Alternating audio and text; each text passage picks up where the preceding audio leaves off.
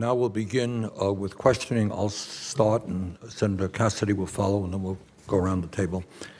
Panelists, let me read a quote which I think speaks to the bipartisan support the community centers have always had.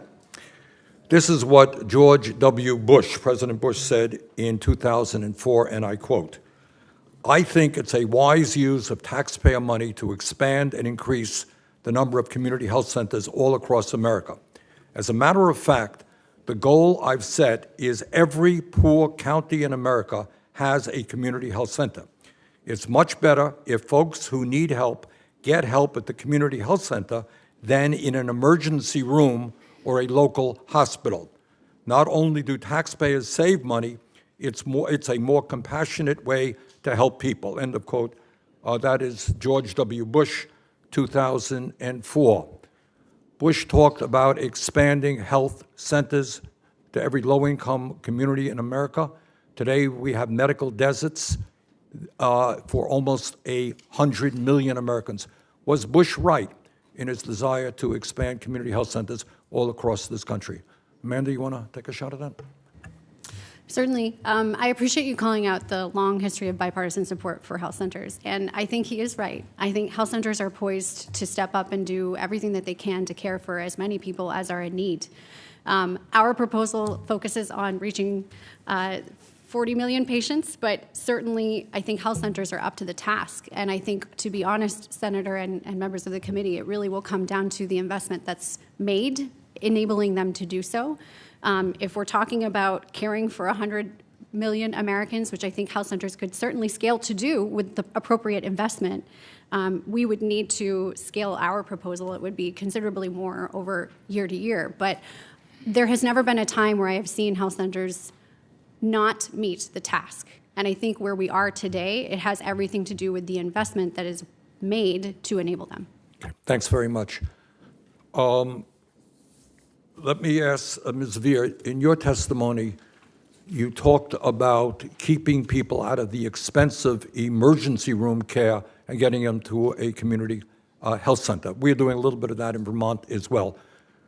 Is it your understanding that all across this country, people who do not have a medical home end up in emergency rooms and much more expensive care than would otherwise be provided through a community health center? Say a word about saving money in that regard. Absolutely, Senator. I believe the lack of a primary care medical home has that impact. And I think it's a multi-generational behavior that we see, that over generations, that's what people have done. And as a result of that, not only are the hospitals saddled with incredible bad debt, I mentioned that one of our health center sites is located next to an emergency room. And we originally hoped that we would get direct referrals from that emergency department. What happened was really people got referred to us after the emergency room visit. But once they established care with us, 76% of them cease using the emergency room within the next At great savings month. To the system. At great savings to the system, because 43% of them are uninsured. Okay. Mr. Harvey, you talked about diseases of despair, something that I have studied for quite a while. Tell us a little bit about what happens in rural America when people have no hope, no access to health care they need.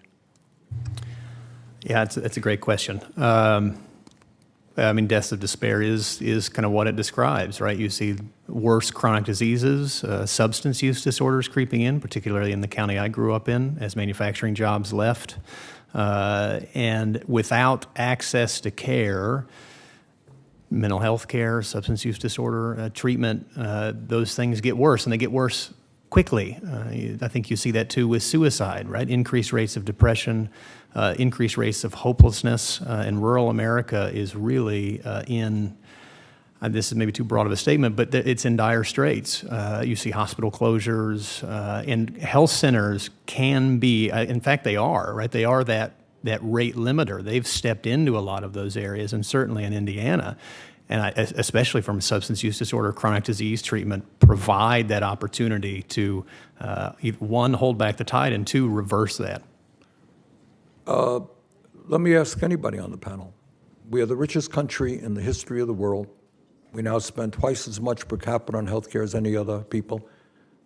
In your judgment, is it in fact too much to ask that every American at least have access to quality primary health care? And as Senator Cassidy mentioned, that includes dental care, mental health counseling, lower cost prescription drugs. Is that too much to ask in the United States? As I said in my testimony, that's been my life's commitment, is to ensure that we remove those barriers that prevent everyone from having access to that kind of care that also drives healthy behaviors that keep chronic disease controlled. Anybody else want to comment? Is this utopian, out of the reach of the United States of I America? don't think so. I think you're right. I mean, I think access to care, taking maybe the policy piece out of this, it obviously has policy implications, but access to care is one of the core, that's a core piece of the foundation to a healthy life, right? I have a son that has Down syndrome. Without access to care, right, life looks different for him, right? Life looks different for Hoosiers that don't have routine sources of primary care, that don't have routine sources of treatment. That really does matter. Okay, thank you all very much. Senator Cassidy.